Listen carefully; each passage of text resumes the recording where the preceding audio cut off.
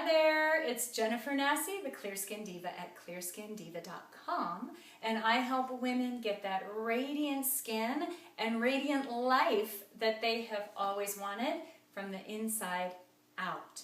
And this summer we spent quite a bit of time talking about gluten and how gluten impacts our body, how we digest it, how it can impact our health, our skin, and it's one of the things I get asked about the most. Well, here's one of the other things I get asked about most, and for good reason, and that is dairy. So, in a nutshell, yes, dairy can absolutely impact your skin, and it is one of the key pieces to look at when you are having skin issues or health issues in general. Now, I do an entire session on this when I do the Clear Skin Diva Club, which is a 3-month group coaching program that's coming up again this fall. So I can't give you everything in this video, but I can give you a couple of insights and a few tips to get you started.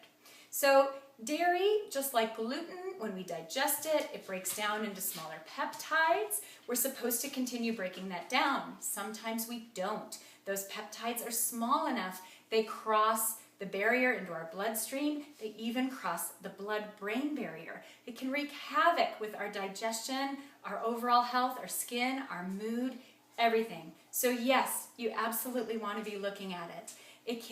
Dairy can impact hormones, it can impact blood sugar, a lot of stuff. So yes, you want to consider taking it out. Now for some people that might seem scary and a bit too much. So the first place you can start, if you prefer, is looking at the quality of your dairy. Organic is a good place to start, and you want to be looking to make sure that the animals that you are getting the dairy from have not been given hormones. So look for ones that say that they are hormone-free or no added hormones, anything like that. You want to be checking for antibiotic use as well. Usually on the better quality dairy, they will label on there that no antibiotics have been administered either. You don't want to be taking that stuff in. A lot of people will find that they do better with raw dairy. Now, I can't tell you to go run out and get raw dairy, but I can provide a little information about it. Milk that is homogenized and pasteurized is harder to digest. It's harder on our system. Sometimes our body just doesn't know what to do with it. It doesn't quite look the same as what nature intended, right? So you can look into raw dairy options. In some states it's illegal. In some states it's legal just for pets. In others you can do what's called a cow share or a goat share, where you technically own 25% of that animal, half of that animal, and you get the corresponding percentage of what it produces. So that's something you can look into. You can also look into other types of dairy, such as goat milk, sheep milk.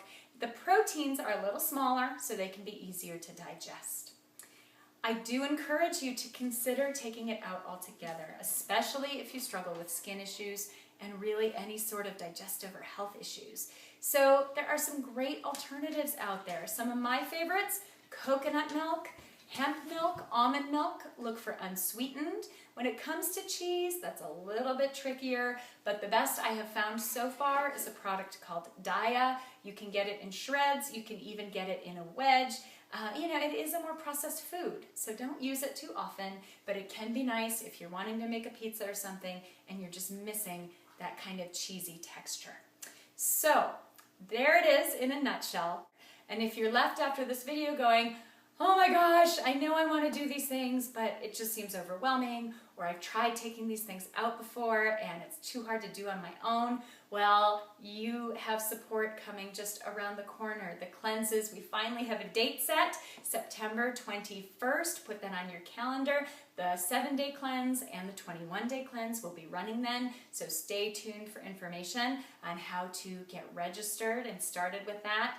It's a really wonderful, supportive way to take all of these kinds of things out of your diet while eating lots of yummy, nutritious food, recharging your system, getting back in your body, seeing what's working for you, and then moving on from there.